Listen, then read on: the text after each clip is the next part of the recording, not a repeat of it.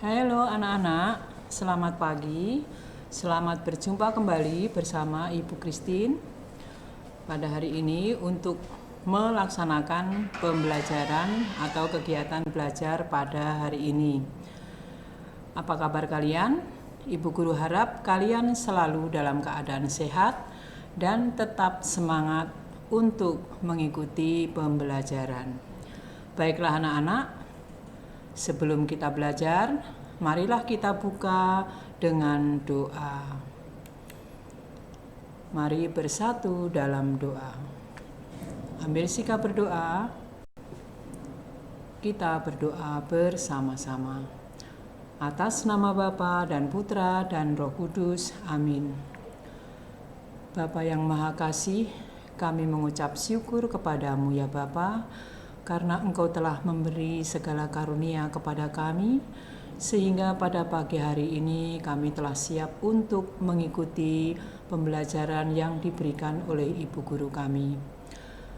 Berilah kemampuan kami ya Bapa, sehingga kami dapat menerima apa yang disampaikan oleh Ibu Guru kami pada hari ini. Bapa, dengarkanlah doa kami. Amin. Atas nama Bapa dan Putra dan Roh Kudus. Amin.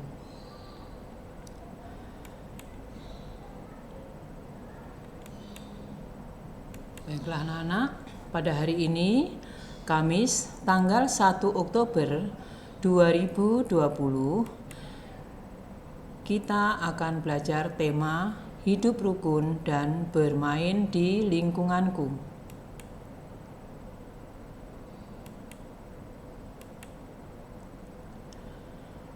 Adapun materi yang akan kita bahas atau kita pelajari pada hari ini adalah Bahasa Indonesia, Budi Pekerti atau BP, dan PPKN. Adapun tujuan pembelajarannya adalah semua siswa diharapkan dapat menjawab semua latihan soal dengan singkat, tepat, dan jelas. Anak-anak, pada hari ini kita akan membahas bersama soal-soal yang Ibu berikan. Ini untuk persiapan PTS di waktu yang akan datang. Baiklah, latihan soal yang pertama adalah Bahasa Indonesia. Perintahnya, isi dan jawablah dengan benar. Nomor 1, Paman dan Bibi datang dari Bandung. Mereka membawa 2 buah hatinya. Kata yang bercetak merah artinya titik-titiknya. Kalian perhatikan di sini ada kata yang dicetak merah, dicetak berwarna merah, yaitu buah hati. Kalian masih ingat kan? Buah hati ini adalah merupakan kata ungkapan. Nah, kalian pasti tentu masih ingat apa arti ungkapan buah hati. Yo, siapa yang masih ingat? Ya, buah hati adalah, jawabannya adalah anak. Ya, buah hati adalah anak.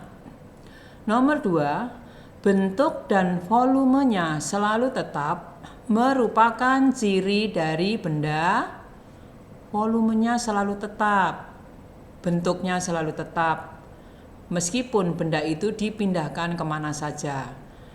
Nah, ini merupakan ciri dari benda padat. Nomor 3, bentukku bulat. Aku terbuat dari kaca. Aku suka dimainkan oleh anak laki-laki. Aku adalah, nah ini berarti deskripsi sebuah benda ya, di mana ciri-cirinya adalah bentukku bulat, terbuat dari kaca.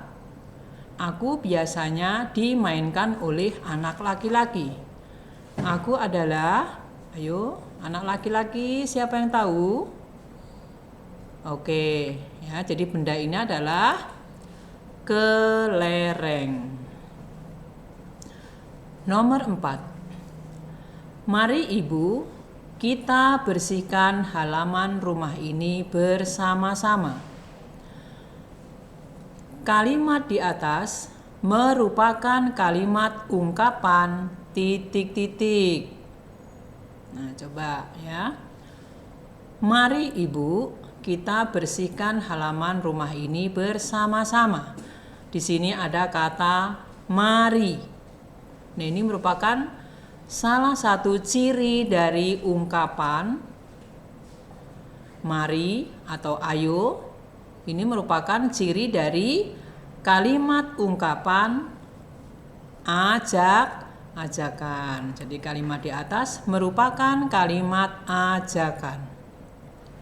Nomor 5, sirup, kecap, dan cuka merupakan contoh benda titik-titik. Nah, ini pasti semua kalian tahu ya. Sirup, kecap, dan cuka merupakan contoh benda? Iya, benda cair. Yang keenam, titik-titik ke kelas setelah bel tanda masuk sekolah berbunyi. Kata yang tepat untuk melengkapi kalimat di atas adalah, ini merupakan, kalian lihat, ini di akhir kalimat ada tanda seru. Ini berarti ungkapan atau kalimat perintah. Berarti kata apa yang tepat untuk melengkapi kalimat nomor 6? Titik-titik ke kelas setelah bel tanda masuk sekolah berbunyi. Larikah? Atau cepatlah? Atau? Iya, masuklah ya. Masuklah ke kelas setelah bel tanda masuk sekolah berbunyi ya, bukan larilah atau bukanlah cepatlah ya, bukan itu, tetapi yang paling tepat adalah masuklah. Nomor 7, menjaga kerukunan di rumah dilakukan oleh, kerukunan di rumah harus dijaga oleh siapa? Oke, oleh semua anggota keluarga ya, baik ayah, ibu, dan juga anak-anak. Mungkin ada anggota keluarga yang lain, mungkin ada bibi, ada paman, ataupun ada kakek dan juga nenek. Itu yang berkewajiban untuk menjaga kerukunan di rumah. Nomor 8, arti ungkapan buah tangan adalah buah tangan. Masih ingat? Iya, benar. Buah tangan artinya oleh. Ini merupakan ungkapan. Nomor 9, air di dalam mangkok dituangkan ke dalam gelas, bentuknya titik-titik. Berulang, air di dalam mangkok dituangkan ke dalam gelas, bentuknya berubah apa tetap? Iya, berubah. Seperti gelas. Ya, kemarin ketika tugas-tugas yang telah lalu, ada yang menjawab langsung bentuknya gelas. Nah, itu adalah jawaban yang kurang tepat, ya. Karena airnya itu bukan berubah menjadi gelas, tetapi yang berubah adalah bentuknya. Maka kita jawab bentuknya seperti gelas. Kalau dipindahkan ke dalam ember, bentuknya seperti ember. Jadi bentuknya selalu berubah sesuai atau menyerupai wadahnya atau tempatnya. Nomor 10, anak yang besar kepala tidak disukai banyak orang. Besar kepala artinya, nah ini besar kepala juga merupakan kata ungkapan. Besar kepala artinya, iya benar. Besar kepala artinya sombong. Boleh tidak kita menjadi orang yang sombong? Iya, tidak boleh ya, tidak boleh. Kita tidak boleh memiliki sikap yang sombong ya. Karena sikap yang sombong itu tidak baik. Nomor 11, bagaimana kalimat ungkapan mengajak teman bermain bola? Coba tuliskan kalimatnya. Nah, berarti ini kalian diminta untuk membuat kalimat ungkapan ajakan. Nah, yang di sini dikatakan kalimat ungkapan mengajak teman bermain bola. Nah, ini kalimatnya bebas. Ya, yang penting isinya mengajak teman untuk bermain bola. Nah, di sini Bu Guru berikan contohnya. Mari teman-teman kita bermain bola di lapangan. Nah, ingat, kalau kita membuat atau menuliskan kalimat ungkapan ajakan, kita menggunakan kata mari atau ayo, karena di sini adalah mengajak. Ingat ya. Kemudian nomor 12, buatlah sebuah contoh kalimat perintah. Kalian masih ingat apa sih kalimat perintah itu? Kalimat perintah adalah kalimat yang berisi untuk seseorang kepada seseorang untuk melakukan suatu pekerjaan ya. Jadi kalimat perintah adalah kalimat yang isinya meminta seseorang, buku ulang ya, meminta seseorang untuk melakukan suatu kegiatan atau suatu perbuatan. Nah, di sini Bu Guru berikan contohnya, Rio, rapikan meja belajarmu. Nah, kalian juga bisa membuat kalimat-kalimat yang lain. Misalnya meminta untuk menutup pintu, atau untuk menyapu lantai, atau untuk membantu ibu di dapur. Ya, banyak kalimatnya ya. Nomor 13. Apa yang dimaksud dengan ungkapan? Ya, tadi sudah ada beberapa ungkapan di sini ya. Kalian sudah bisa menjawab apa arti ungkapan itu. Nah, sekarang apa sih kata ungkapan itu artinya? Ungkapan adalah gabungan dua kata yang memiliki arti berbeda dengan kata asalnya. Ya, kalian ingat ya. Nomor berikutnya, tuliskan 5 benda padat yang ada di ruang belajarmu. Nah, ini kalian pasti tahu benda padat ya, yang ada di ruang belajar kalian masing-masing. Bagi contoh, ada pensil, ada penggaris, rautan atau serutan, kemudian ada buku dan penghapus. Ya, itu jawaban yang tepat karena memang di sini diminta adalah benda padat yang ada di ruang belajar. Ya, kurang tepat kalau kalian menyebutkan kue-kue atau makanan. Ya, jadi kalau di ruang belajar pasti alat-alat sekolah atau alat-alat untuk belajar. Yang terakhir 15, sebutkan 3 wujud benda. Masih ingat kalian bahwa di sekitar kita itu terdapat 3 wujud benda, yaitu benda padat, benda cair, dan benda gas. Nah, anak-anak, inilah soal-soal bahasa Indonesia yang Ibu berikan. Nah, nanti untuk mempersiapkan atau untuk menghadapi PTS yang akan datang, Nah, tentu saja kalian bisa belajar banyak lagi dari buku-buku yang sudah Ibu berikan dan sudah kita pelajari bersama, ya. Kemudian latihan soal berikutnya yaitu pelajaran budi pekerti.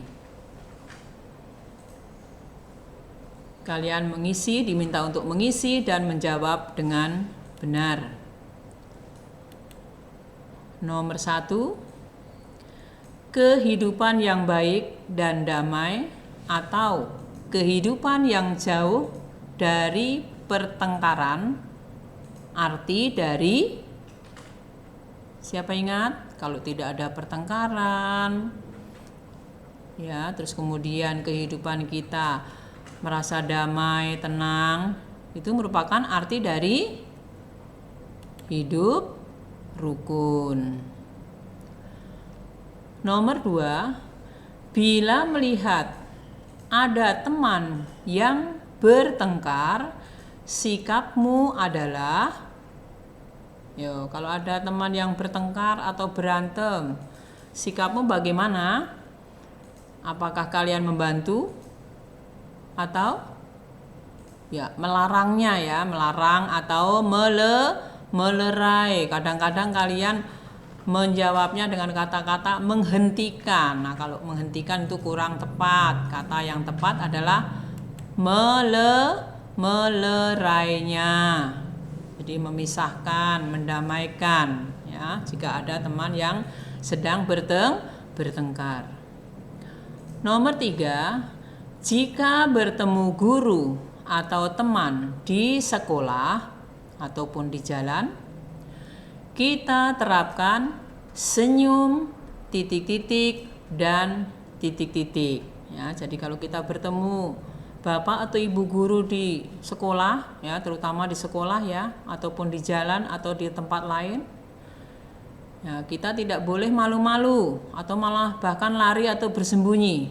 Tidak boleh, justru harus kita terapkan senyum. Ya, pertama senyum, kemudian sapa dan salam. Ya, sapa. Dari mana Ibu? Misalnya, atau dari mana Pak? Terus mengucapkan apa? Salam. Bisa selamat malam, selamat siang, ataupun selamat pagi sesuai dengan waktu kita pada saat bertemu. Kemudian nomor 4, membantu tetangga yang terkena musibah. Contoh tolong menolong di, ya pasti karena membantu tetangga. Berarti tolong menolong di masyarakat. Nomor 5, contoh tolong menolong di sekolah misalnya. Ada beberapa, ya, sikap tolong menolong yang harus kita lakukan di sekolah. Ibu guru di sini memberikan jawabannya, menolong teman yang terjatuh. Bisa juga berbagi bekal kepada teman yang tidak membawa bekal, bisa juga.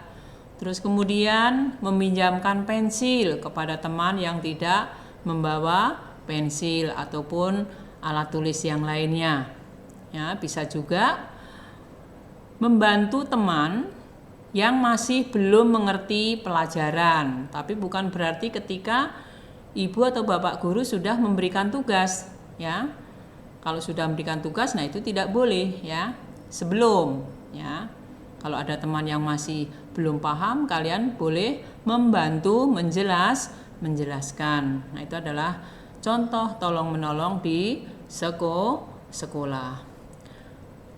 Yang keenam, contoh tolong menolong di rumah. Nah, kalian apalagi pada saat ini kalian waktunya adalah di rumah. Nah, apa contoh tolong menolong di rumah? Sini Bu Guru memberikan jawabannya, membantu orang tua. Ya, membantu orang tua sesuai dengan kemampuan kalian. Seperti kemarin dalam tugas, Ibu melihat ada yang menyapu, kemudian ada yang mengepel, ada yang mencuci piring, ada juga yang menyiram tanaman, ada yang melipat pakaian. Nah, itu pekerjaan-pekerjaan orang tua yang bisa kalian lakukan. Kalian bisa bantu supaya pekerjaan orang tua lebih ringan. Nomor 7, hak dan kewajiban harus dilaksanakan secara seimbang. Ya, harus sama, ya. Nomor 8, agar tercipta kerukunan di masyarakat, kita harus saling menolong atau saling tolong menolong. Nomor 9, kita harus perbedaan dimanapun kita berada. Ya, kita manusia itu banyak kita temukan banyak hal-hal yang berbeda. Ya, namun perbedaan itu tidak membuat penyebab kita berbuat yang tidak baik, tetapi justru dengan perbedaan itu adalah kita harus saling menghargai supaya dapat menciptakan kerukunan. Jadi kita harus menghargai perbedaan dimanapun kita berada. Nomor 10, membantu sesama teman dinamakan Dinamakan apa? Membantu sesama teman dinamakan tolong menolong. Nomor 11, manusia tidak bisa hidup tanpa orang lain atau tanpa bantuan orang lain. Itu memang benar. Oleh sebab itu, manusia disebut sebagai sebagai makhluk sosial. 12, mematuhi peraturan yang ada disebut semua peraturan dipatuhi. Itu disebut apa? Ya, disebut disiplin. Nomor 13, di mana kita harus bersikap disiplin. Nah, kita harus bersikap disiplin di rumah, di sekolah, dan di masyarakat. Atau boleh juga dijawab di mana saja kita berada, baik di sekolah, di rumah, maupun di masyarakat. Nomor 14, tuliskan 2 sikap disiplin di rumah. Nah, contohnya belajar tanpa disuruh, bermain harus ingat waktu, ya, dan juga jangan lupa membantu orang tua, merapikan tempat tidur ketika bangun tidur, ya, bangun tidur juga harus pagi, tidur malam harus juga tepat waktu. Kita tidak boleh tidur terlalu larut malam. Nomor 15, apa yang dimaksud dengan manusia sebagai makhluk sosial? Kalian pasti ingat ya. Yang dimaksud dengan manusia makhluk sosial adalah manusia tidak bisa hidup sendiri tanpa bantuan atau pertolongan orang lain. Nah, inilah latihan soal budi pekerti yang Ibu berikan sebagai belajar, ya, tapi juga ditambah dengan baca-baca buku cetak, kemudian buku catatan, PS ataupun PR. Kemudian selanjutnya yang ketiga adalah latihan soal PPKN. Nomor 1. Dasar negara Indonesia adalah Pancasila. Yang kedua, Lambang negara Indonesia adalah, ayo ini jangan sampai salah ya, Ibu Guru sudah luruskan bahwa lambang negara Indonesia adalah Garuda Pancasila. Ya, bukan burung Garuda ya Nak ya. Ingat ya, lambang negara kita Indonesia adalah Garuda Pancasila.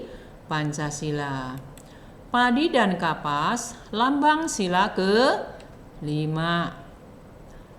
Nomor 4, aturan di sekolah harus ditaati oleh siapa? Ibu guru, Bapak guru, atau siswa atau murid-murid saja? Iya, tidak. Semua warga sekolah ya, dari kepala sekolah, Bapak Ibu guru, kalian sebagai siswa, kemudian dan juga karyawan yang ada di sekolah. Semua berkewajiban untuk menaati aturan yang ada di sekolah. Jadi semua warga sekolah. Nomor 5, sebelum ke rumah teman, Mary selalu titik-titik kepada orang tua. Selalu apa? Berpamitan. Apa tujuannya? Supaya orang tua kita tahu kemana kita pergi. Jadi orang tua supaya tidak mencari-cari. Oleh karena itu, sebelum meninggalkan rumah, mungkin kalian mau bermain ke rumah teman, ya harus berpamitan. Nomor 6, contoh akibat tidak rukun, misalnya. Nah, di sini kalian cukup menulis satu saja ya. Contohnya, kalau kita tidak rukun biasanya merasa takut, ya kan? Mungkin tidak disukai oleh teman, atau bahkan bisa dibenci oleh banyak orang karena kita tidak rukun. Mungkin karena selalu membuat masalah akhirnya bertengkar. Nah, itu tidak boleh. Nomor 7, musyawarah termasuk perilaku sesuai Pancasila. Sila musyawarah atau bermusyawarah menyelesaikan suatu masalah. Itu perilaku sesuai Pancasila, yaitu sila keempat yang dilambangkan dengan kepala banteng. Nomor 8, lingkungan yang kotor menjadi sarang. Ya, pasti. Ya, kalau lingkungan yang kotor berarti menjadi sarang penyakit. Nah, oleh karena itu, kita harus selalu menjaga lingkungan kita supaya bersih.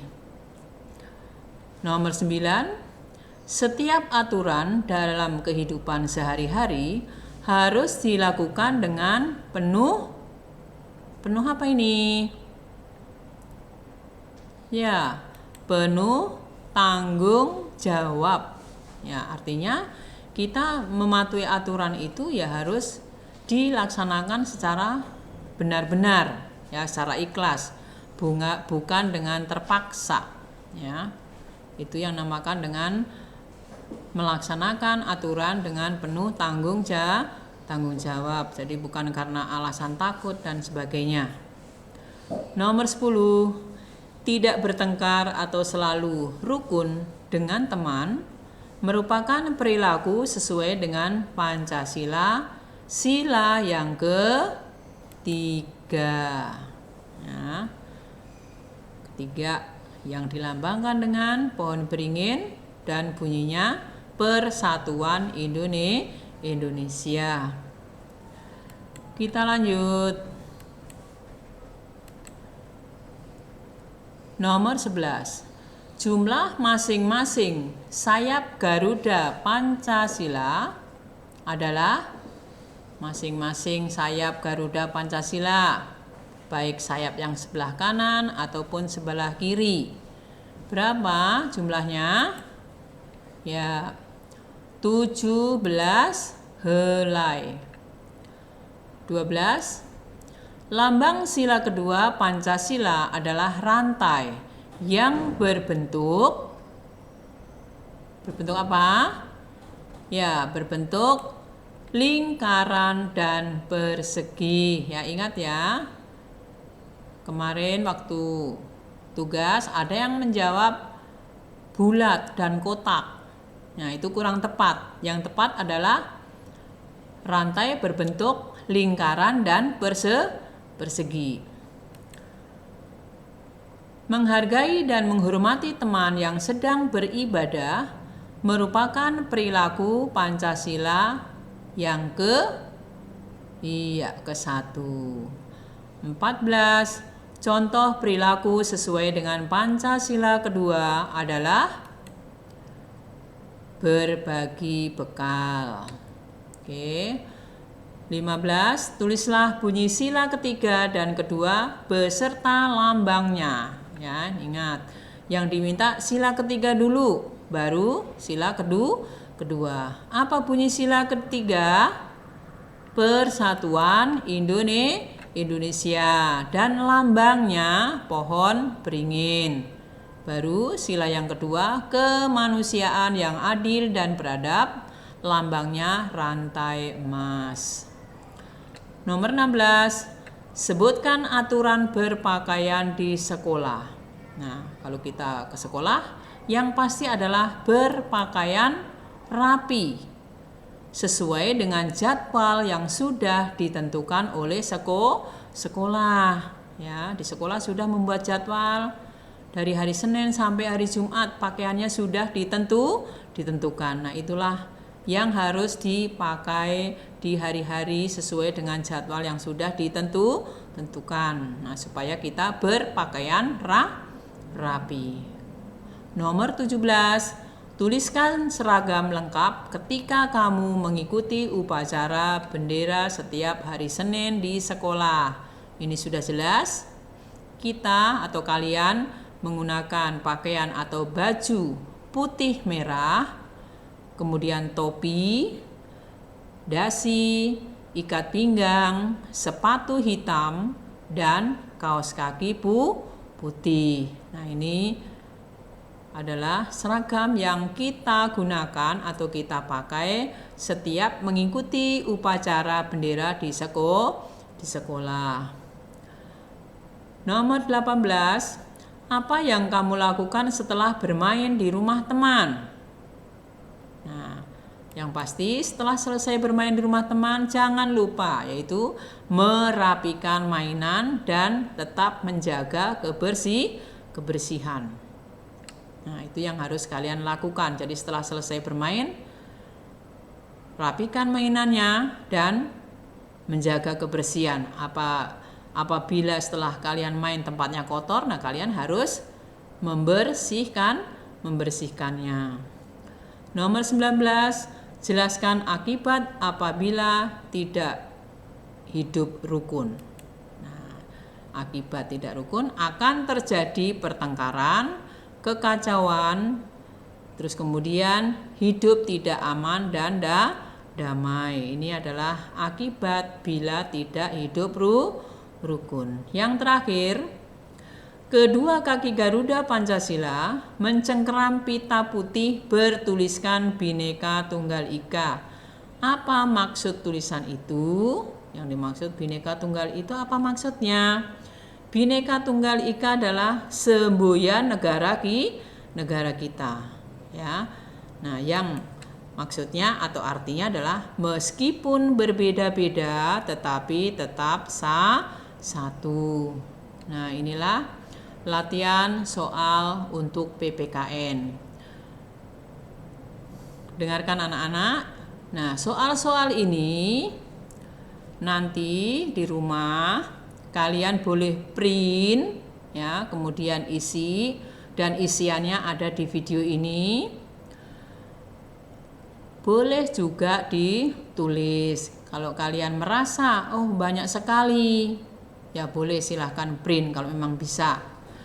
Dan kalau kalian masih mau menulis, ya tulislah ya di buku masing-masing. Boleh di buku PS, boleh di buku PR. Ya, misalnya tadi bahasa Indonesia, boleh di buku PS tulis 15 nomor kan. Kemudian budi pekerti juga 15 nomor.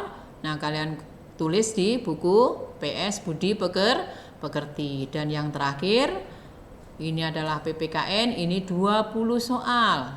Nah, kalian tulisnya di buku PS PPKN. Ya, buku ulang. Kalau kalian memang mau di print, soal-soal ini akan di print, silahkan, boleh. Jadi kalian boleh pilih menulis, boleh, dan di print juga boleh. Nah, mungkin ini ya anak-anak, pembelajaran pada hari ini. Sebetulnya pembelajaran untuk materi baru belum ada. Nah, Ibu ini hanya mempersiapkan untuk menghadapi PTS yang akan dilaksanakan mulai hari Senin tanggal 5 Oktober mendatang. Baiklah anak-anak. Demikian tadi ya pembahasan bersama-sama latihan soal-soal untuk menghadapi PTS. Marilah kegiatan pada hari ini kita tutup dengan berdoa. Ambil sikap berdoa, kita berdoa bersama-sama. Atas nama Bapa dan Putra dan Roh Kudus. Amin. Ya Tuhan, terima kasih Engkau telah mendampingi kami selama belajar hari ini. Kiranya apa yang telah disampaikan oleh Ibu Guru kami sangat bermanfaat bagi kami untuk masa depan kami. Tuhan, ampunilah segala dosa dan kesalahan kami, agar kami selalu layak menerima berkat-Mu. Amin. Atas nama Bapa dan Putra dan Roh Kudus. Amin. Anak-anak, pesan Ibu yang terakhir seperti biasa, Ibu Guru harap kalian tidak melupakan protokol kesehatan. Kalian harus menjaga benar-benar kesehatan kita, dan kita juga berdoa semoga wabah atau bencana COVID ini segera berakhir, sehingga kita nantinya bisa belajar bersama-sama di sekolah, bertemu dengan teman-teman, bersama Bapak dan Ibu Guru di sekolah, dan kita bisa belajar bersama-sama. Sekian anak-anak pembelajaran pada hari ini. Sampai berjumpa di pembelajaran berikutnya. Terima kasih dan selamat pagi. Bye-bye.